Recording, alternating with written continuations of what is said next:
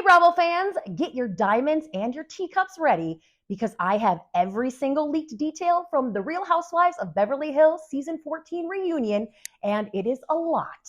Tears, an unexpected feud, and walk-offs, plural. No wonder Andy Cohen rated it 5 diamonds. I am getting into every behind-the-scenes moment, the seating chart drama, and what Kyle meant when she said this reunion would leave fans shook.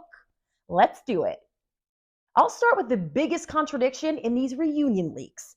Andy hopped on his SiriusXM show and said the reunion was very good. So good, it's getting a 3-part airing. He was shocked by how much went down, saying they filmed until 9 p.m. and that fans are going to be satisfied. But how about this tidbit from an on-set source? They claim the whole thing was boring. What do you want from me? Now, before you throw your rosé at the screen, it doesn't mean there wasn't drama. It just means there were long stretches where it felt like certain housewives were not bringing their A game. Kyle Richards claims she was fired up, but added that her co-stars should have brought the same bravado to the reunion that they come at her with in interviews. Kyle straight up says she called people out, but insiders are spilling that she was the one in the hot seat, and the crying seat, and an empty seat twice. Apparently, the cast went in on Kyle over her estranged husband Mauricio's infidelity, accusing her of lying for years and covering up his cheating for the sake of the show. They say she knew the entire time and just kept up appearances for Bravo cameras. And reportedly, Kyle tried to hold it together, but she ended up walking off set twice and crying her eyes out. She came back, but if we're keeping track, that's Kyle storming out of the reunion more times than Mauricio has been caught kissing another woman in public. Allegedly. What's interesting is what Kyle said after filming. In an Amazon live stream, she called the reunion emotional, intense, and surprising. And when asked about the biggest shock, she refused to give it away, saying fans would immediately know what she was talking about when they saw it. So what was it? A confession, a confrontation, a moment where Kyle finally breaks and tells the whole truth? That's unlikely, but she was not the only one having a rough night. While we all expected the Sutton versus Dorit feud to carry over into the reunion, no one saw this coming.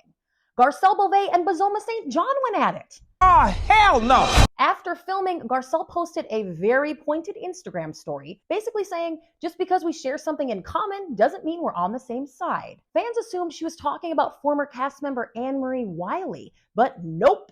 Insiders say she was actually shading Bose. Now, Bose has already made Housewives history. She's a rookie and got second chair, which almost never happens. She came into the show with the same energy she had in corporate America.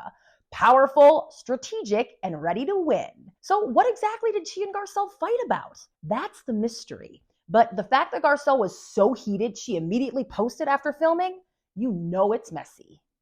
Now let's talk seating chart because this tells us everything about who brought the drama.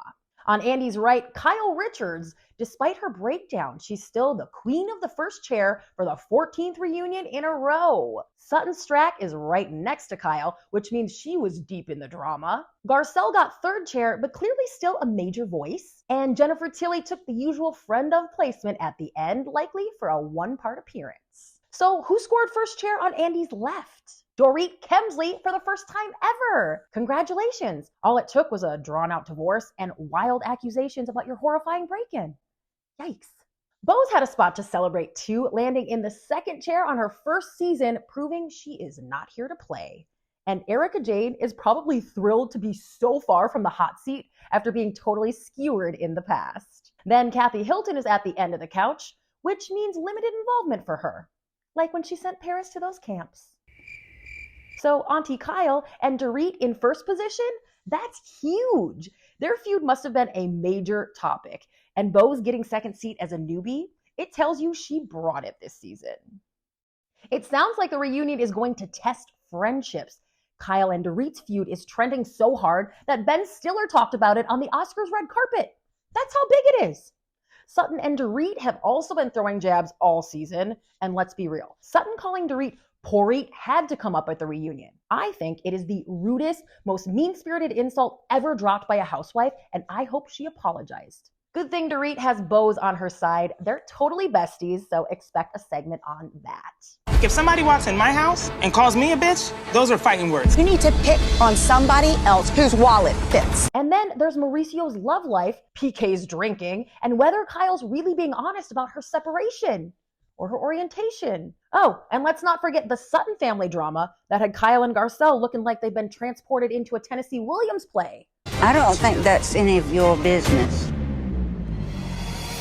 Here's what I want to know. What do you think the big reunion shocker is? Drop your theories in the comments, and if you need more Real Housewives scoop, hit that subscribe button because I am covering everything as it happens. Thank you so much for watching. I'll see you soon.